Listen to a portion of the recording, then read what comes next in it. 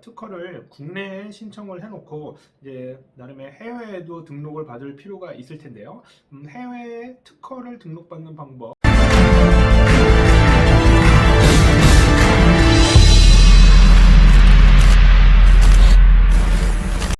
안녕하세요. 윤별TV의 윤영근 변리사입니다.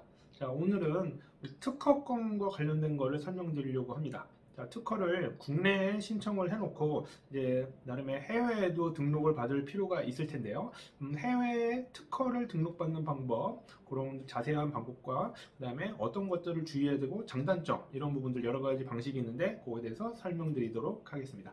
자, 해외에 특허를 받아야 된다. 그럼 예를 들어서 우리가 일본이나 중국에 등록을 받아야 되면 우리나라에 보통 특허 출원을 해 놓으시거나 등록을 받아 놓은 경우가 대부분이실 겁니다.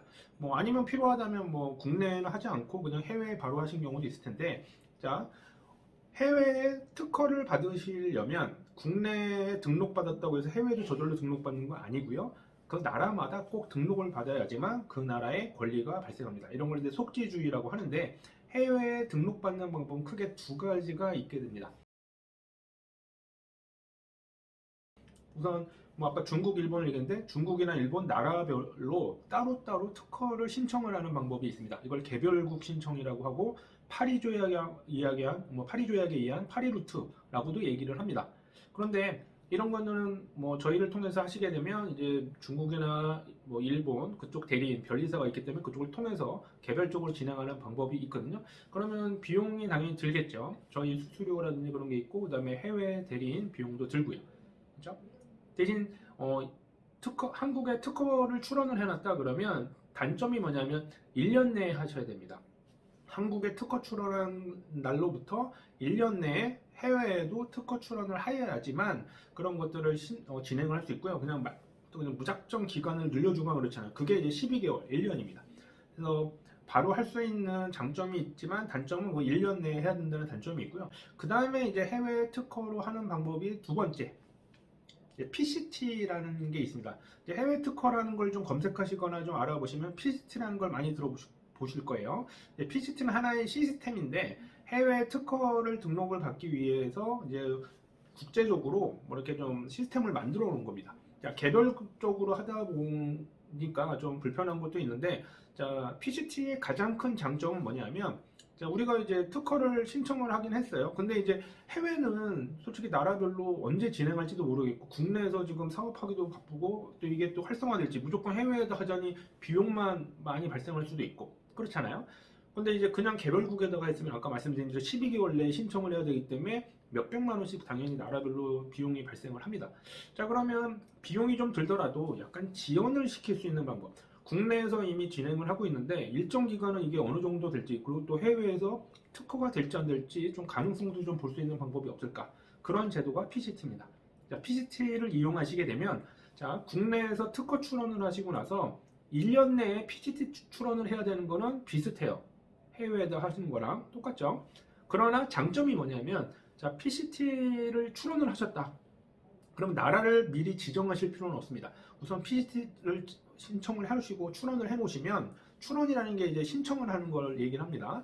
PCT 출원을 해 놓고 최대 31개월을 기다릴 수가 있어요. 그 전에 다른 나라에도 할 수도 있겠지만 최대 31개월까지 기다렸다가 내가 이제 미국이나 일본, PCT 대부분의 나라가 다 적용되기 때문에 이 나라에서 심사를 받아야겠다. 이런 것들이 가능합니다. 그러니까 31개월이라는 큰 아주 긴 기간 동안 약간 보류를 할 수 있는 거죠. 국내에서 어떤 특허의 기술이 사업화라든지 그런 걸 좀 지켜볼 수 있고요. 그다음에 PCT를 하게 되면 조사 보고서라는 걸 받게 돼서 해외에서 특허 가능성 이런 것들을 검토받을 수가 있게 됩니다. 그럼 그런 검토 가능성 이런 걸 보고서를 보고 나서 이런 것들은 해외에서 어느 정도 가능성이 있겠구나라는 걸 검토가 되면 특정 어떤 여러 가지 나라를 특정을 해서 요 국가에서 내 해외에서 특허를 좀 등록받으면 진행하면 되겠다라고 해서 전략적으로 할 수 있게 됩니다. 그래서 PCT 같은 경우는 전략적이고 약간 지연을 할 수 있는 장점이 있다는 거, 그렇죠? 단점은 대신 이제 PCT 출원을 할 때 비용이 좀 발생하고요, 몇백만 원. 그 다음에 이제 나라별로 나중에 31개월 이내 나라별로 지정을 해서 만약에 심사를 하게 되면 원래 개별국으로 하던 비용이 발생을 하게 됩니다. 그래서 비용이 조금 몇백만 원 발생한다는 거 말고는 PCT가 장점이 많죠. 물론 빨리 사업화를 하거나 빨리 등록 같은 것들을 받고 싶다 그러면 PCT를 굳이 하실 필요는 없죠. 뭐 PCT를 하시고서 또 하셔도 되지만 PCT는 이제 어느 정도 이렇게 좀 중간에 좀 기간을 좀 약간 좀 두고 싶을 때 활용을 하시면 좋습니다.